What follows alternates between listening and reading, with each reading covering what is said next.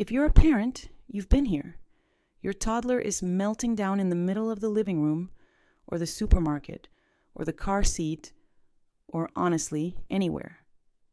You take a deep breath, hoping the tantrum magically stops. But nope. It gets louder.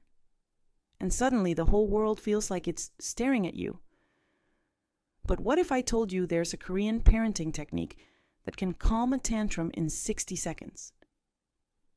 And it doesn't involve bribing, yelling, threatening, or handing over the snack they've already rejected 10 times. Today, we're talking about the beautifully simple method called hugging the volcano. Picture this.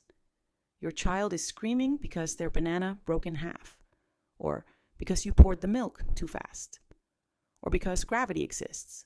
Parenthood is wild. And in that moment, you have two choices: react or regulate. But Korean parents have a third option: reconnect. In Korea, many parents use a grounding technique called angi, which literally means embrace or hold close. The philosophy is simple. When a child loses control, they borrow your calm. Not your words, not your advice, not your logic, just your nervous system. It is not a restraining hug. It is an invitation hug.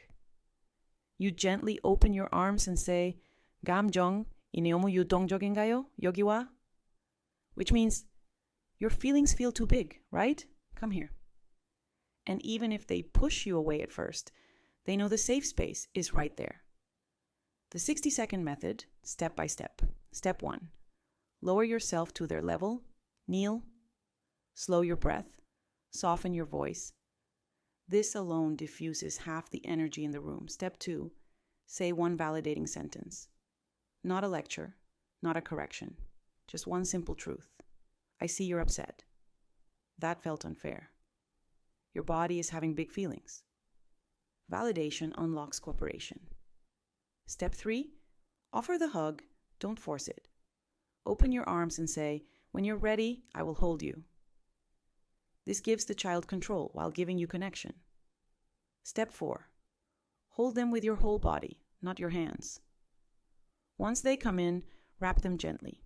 Not tight, not loose. And match your breathing with theirs.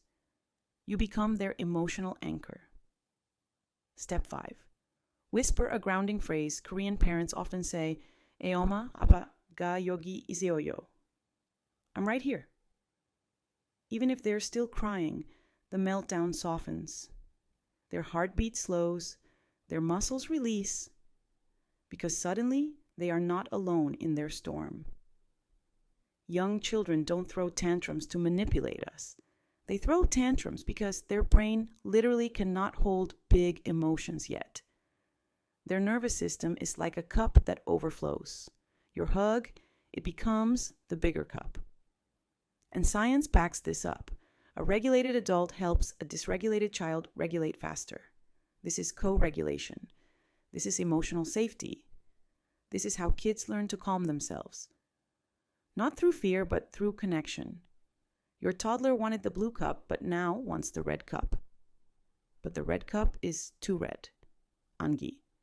Your preschooler refuses to wear shoes, but also cries as soon as you take them off. Angi.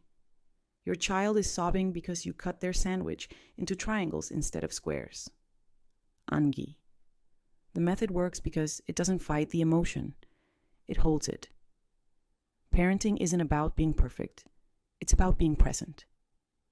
So the next time your child is overwhelmed, messy, loud, or spiraling, kneel, open your arms, breathe, and offer them the calm they can't find yet.